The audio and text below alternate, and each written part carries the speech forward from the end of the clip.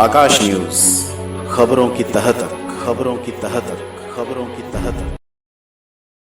देशद्रोही गद्दार व्यक्ति के लिए जो आतंकी संगठनों से पैसा लेकर चुनाव कैंपेन चला रहा है और दिल्ली में इतना बुरा हाल है कि भ्रष्टाचार में पूरी दिल्ली में सिर्फ एक इसका मुखिया नहीं डूबा हुआ, पूरी दिल्ली में आम आदमी पार्टी का कार्यकर्ता इतना ज्यादा भ्रष्ट है कि दिल्ली की सारी गलियों में लाखों करोड़ों रुपए के पोस्टर अटे पड़े हैं।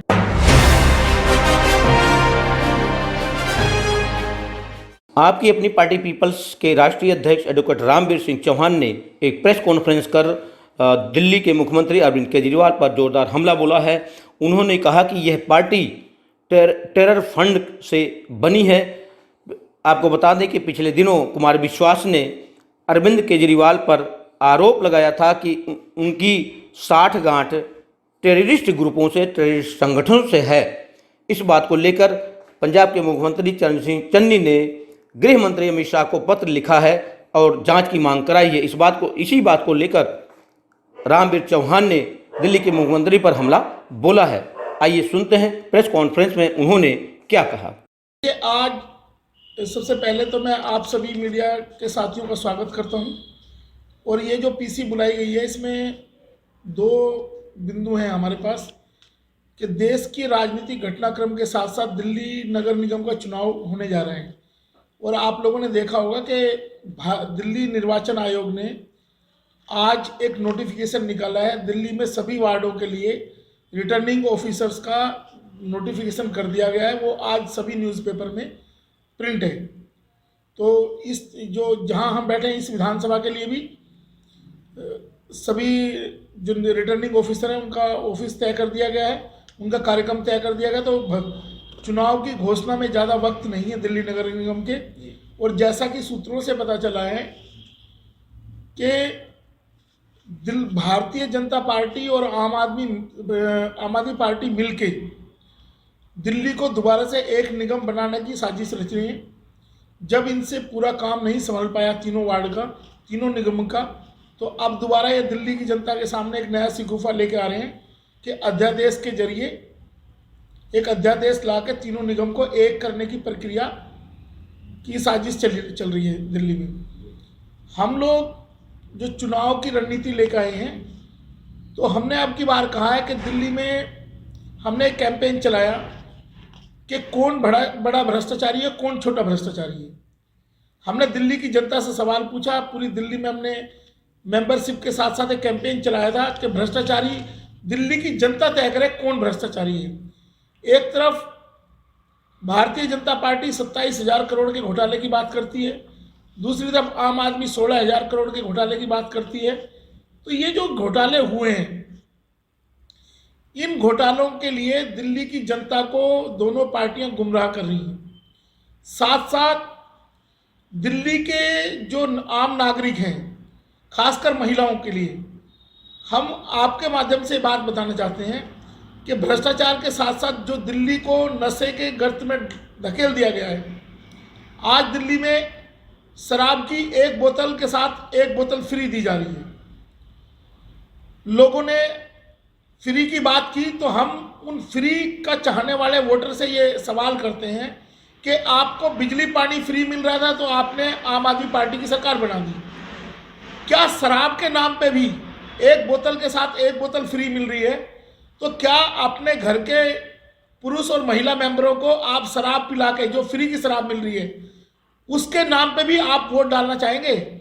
कि दिल्ली में बड़ा शोर मचा रखा है कि अब की बार निगम में केजरीवाल, तो क्या शराब परोसने वाले व्यक्ति को आप दिल्ली की सत्ता देना चाहते हैं?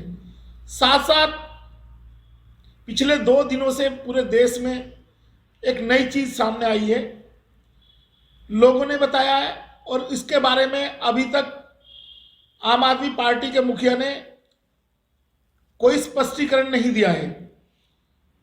अगर कोई नई राजनीतिक पार्टी जिसके पास संसाधन नहीं है वो राजनीति करना चाहती है तो ये सत्ता के बल पे, पैसे के बल पे ये लोग राजनीति उसकी रोक देना चाहते हैं। जैसे हमारे साथ किया इन लोगों ने, हमें रोकने की कोशिश की लेकिन हमने हाई कोर्ट में भी इनका डट के मुकाबला किया, चुनाव आयोग में भी डट का मुकाबला किया, लेकिन आपकी अपनी पार्टी पीपल्स देशभक्ति की एक मिसाल है देश के सामने कि हमने इनके साथ मुकाबला तो किया, लेकिन हमने आतंकी संगठनों के साथ कोई समझौता नहीं किया, ना ही किसी आतंकी संगठन से कोई चंदा लिया है।